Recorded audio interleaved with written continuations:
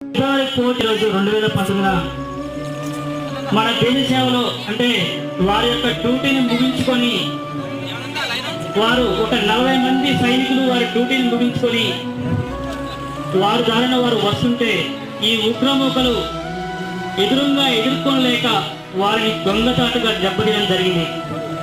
ఆ రోజు ఒక ఉగ్రవాది మానవ బాంబుతో మన 40 మంది సైనికులు వచ్చేటువంటి ఆ యొక్క వ్యాన్ని వాళ్ళు ఢీకొట్టడం జరిగింది.